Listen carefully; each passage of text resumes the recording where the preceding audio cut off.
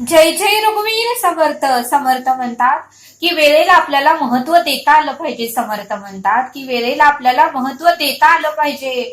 रोज नवीन करकरीत असा रोजचा आपल्याला 24 तासाचा दिवस मिळतो. त्या वेळेचं आपल्याला नियोजन करता आलं पाहिजे आणि वेळेनुसार सर्व कामं आपल्याला करता आली पाहिजे. कारण एकदा गेलेली वेळ परत येत नाही. एकदा गेलेली वेळ परत आपण पैसे जरी दिले तरी ती परत येत नाही. म्हणून समर्थ म्हणतात की वेळेला आपल्याला महत्व देता आलं पाहिजे असं समर्थांनी आपल्याला इथे सांगितलं.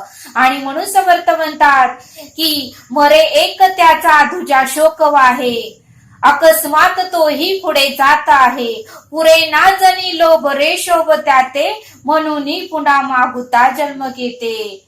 या श्लोकात समर्थांनी सगळं आयुष्य आपल्याला समजावून दाखवलेलं आहे. या श्लोकातच सगळा सार आपल्याला समर्थांनी सांगितलं आहे की मरे एक त्याचा तुझ्या शोक आहे. कारण एक मरणार आहे तर दुसरा शोक करणार आहे. पण शोक करणारा तोही एक ना एक दिवस मरून जाणारच आहे असं समर्थांनी आपल्याला इथे सांगितलं.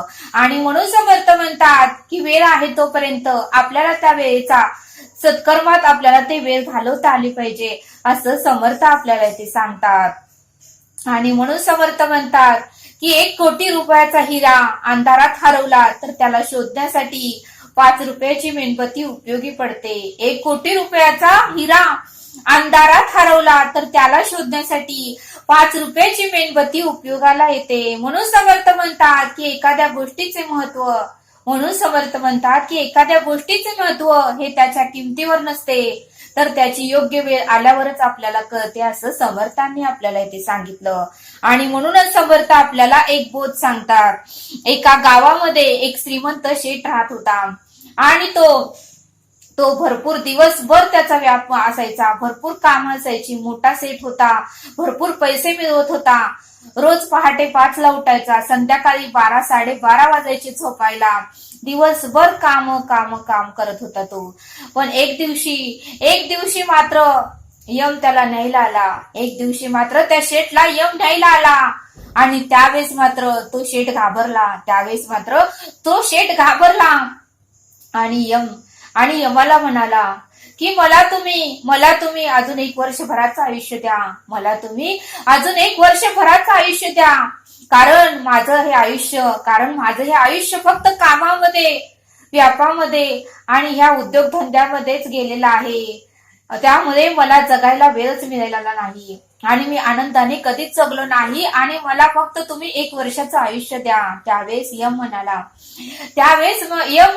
1 वर्षाचं तर आयुष्य लांबच, मी तुला एक तासाभराचं सुद्धा आयुष्य देऊ शकत नाही. कारण देवानं सांगितलेलं आहे की तुझी वेळ आता सरलेली आहे, तुझी वेळ आता संपलेली आहे आणि आता थोड्या वेळातच तुला मी घेऊन जाण्यासाठी इथून आलो आहे.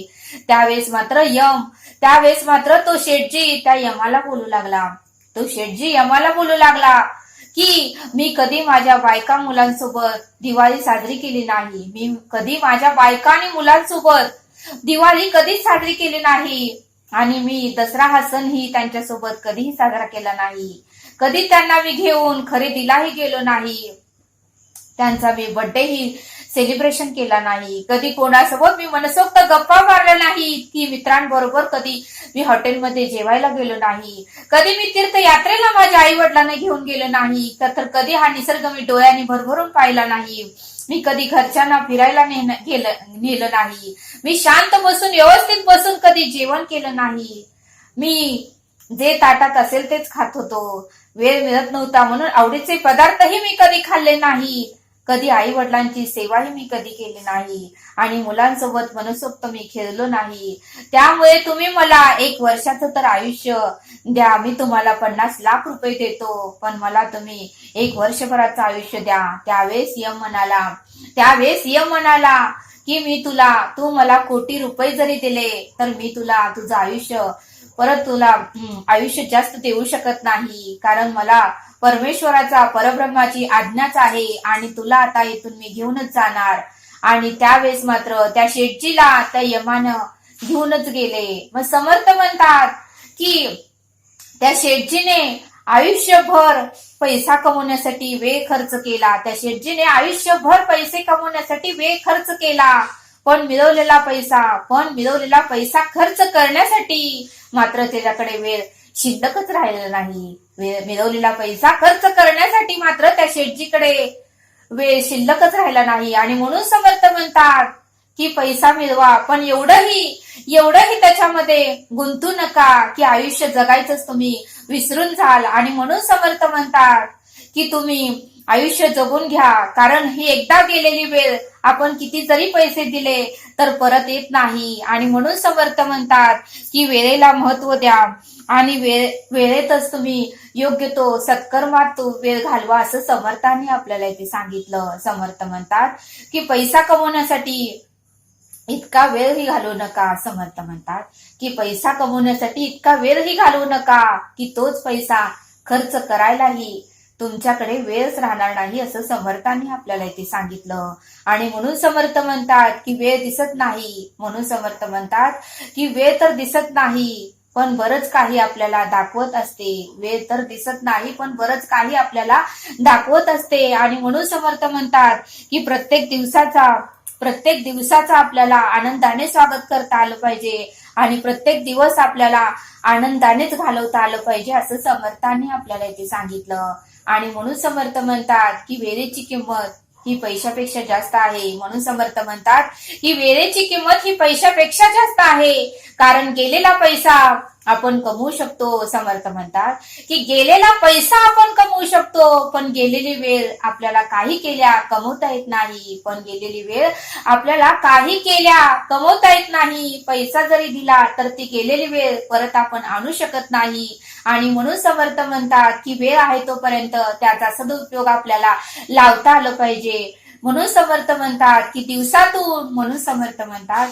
दिवसातून किमान एक वेळा तरी स्वतःशी बोला. आपल्या अंतरीच्या आत्म्याचा आवाज ओळखण्याचा तुम्ही प्रयत्न करा. आपल्या अंतरीच्या आत्म्याला काय पाहिजे ते जाणून घेण्याचा तुम्ही प्रयत्न करा, असं समर्थांनी आपल्याला इथे सांगितलं. म्हणून समर्थ म्हणतात की चांगल्या वेळेचा शोध घेण्यापेक्षा वाईट वेळेतून बाहेर पडण्याचा मार्ग आपल्याला शोधता आलं पाहिजे, असं समर्थांनी आपल्याला इथे सांगितलं. आणि म्हणून समर्थ म्हणतात की वेळ ही कोणाचीही वाट पाहत नाही. वेळ ही त्याचं काम करतच राहते आणि म्हणूनच आपल्याला वेळेनुसार आपलंही काम करता आलं पाहिजे, असं समर्थांनी आपल्याला इथे सांगितलं. आणि म्हणून समर्थ म्हणतात की पैसा देऊन आपण तारुण्य विकत घेऊ शकत नाही आणि पैसा देऊन आपण बरेच काही गोष्टी विकत घेऊ शकत नाही. जोपर्यंत वेळ आहे तोपर्यंतच आपल्याला या जीवनाचा, या अनमोल देहाचा भरभरून आनंद घेता आलं पाहिजे आणि भरभरून जगता आलं पाहिजे. निसर्ग सौंदर्यही पाहता आलं पाहिजे. तीर्थयात्रेचं दर्शनही आपल्याला घेता आलं पाहिजे आणि वेळ आपल्याला आपल्या कुटुंबासोबतही घालवता आलं पाहिजे. मनसोक्त त्यांच्या सोबतही गप्पा आपल्याला मारता आलं पाहिजे, कारण एकदा का वेळ निघून गेली, आपल्या कुटुंबातील एकदा का एखादी व्यक्ती निघून गेली तर परत रडण्याशिवाय आणि पश्चाताप करण्याशिवाय आपल्याकडे पर्यायच राहणार नाही, असं समर्थांनी आपल्याला इथे सांगितलं. आणि म्हणून समर्थ म्हणतात की वेळेला महत्व द्या, कारण लहानपणीची आठवण फक्त आपण परत आणू शकतो. वेळेला महत्व द्या, कारण लहानपणीची आठवण आपण फक्त परत आणू शकतो, पण लहानपणी आपण मित्रमैत्रिणीसोबत घालवलेला वेळ मात्र आपण आणू शकत नाही. आपलं तारुण्य मात्र आपण परत आणू शकत नाही. आपलं बालपण मात्र परत आपण आणू शकत नाही. आपले शाळेतले, आपले कॉलेजचे दिवस मात्र आपण परत आणू शकत नाही. आणि म्हणून समर्थ म्हणतात की वेळ आहे तोपर्यंत आपल्याला सत्कर्मात लावता आलं पाहिजे, आपल्याला उत्तमाची कर्म करता आलं पाहिजे, आपल्याला उत्तमाचा विचार करता आलं पाहिजे. आपल्याला रोज समर्थ नवीन कोरा दिवस देतात, या 24 तासामध्ये आपण टाइम टेबल केलं पाहिजे.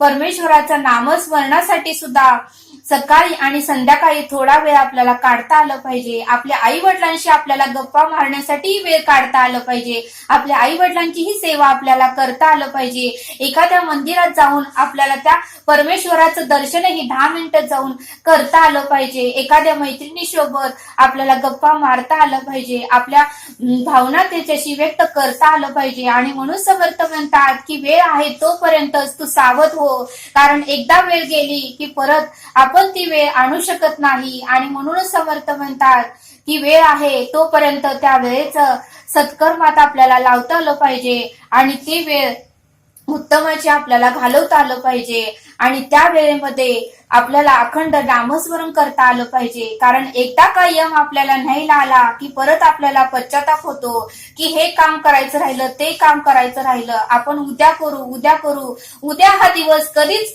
उजळत नाही. आणि म्हणून समर्थ म्हणतात काय करायचंय ते आज करा आणि काय करायचंय ते आत्ता करा आणि काय करायचंय ते ताबडतोब करा असं समर्थांनी आपल्याला इथे सांगितलं. आणि म्हणून समर्थ म्हणतात की यम यायच्या आधी आपल्या आयुष्याचा अंतिम दिवस यायच्या आधी आपल्याला जे काही हवं आहे, आपल्याला जे काही करायचं आहे, आपल्या जे काही इच्छा आहेत ते आपण वेळेमध्येच पूर्ण करता आलं पाहिजे. कारण एकदा गेलेली वेळ ही परत येत नाही असं समर्थांनी आपल्याला ते सांगितलं. आणि म्हणून समर्थ म्हणतात की एकदा का एखाद्या व्यक्तीचा मृत्यू झाला तर आपण किती जरी दुःख केलं, किती जरी रडलो तर त्याचा आत्मा आपण परत आणू शकत नाही. आणि म्हणून समर्थ म्हणतात की आपल्या देहामध्ये आत्मा आहे तोपर्यंत या देहाचं आपल्याला सत्कर्मात लावता आलं पाहिजे, उत्तमाची उपासना करता आलं पाहिजे, नामस्मरण करता आलं पाहिजे, आपणही आनंदित राहता आलं पाहिजे आणि इतरांनाही आपल्याला आनंद देता आलं पाहिजे असं समर्थांनी आपल्याला इथे सांगितलं.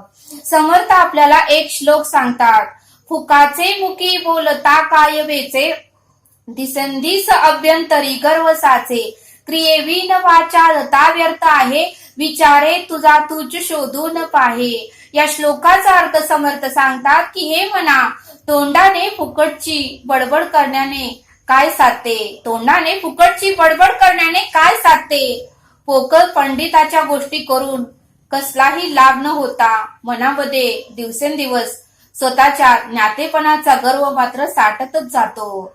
प्रत्यक्ष आचरण न करता केवळ वाचाळता व्यर्थच असते, प्रत्यक्ष आचरण न करता केवळ बडबडणे हे व्यर्थच असते. यातील सत्य तूच विवेक विचाराने आपल्या ठाई शोधून पहा, यातील सत्य तूच विवेक विचाराने आपल्या ठाई शोधून पहा. अशा या श्लोकाचा अर्थ समर्थांनी आपल्याला इथे समजावून सांगितला. तरी आता आपण येथेच थांबूया, भेटूया पुढील भागात. धन्यवाद. जय सद्गुरु.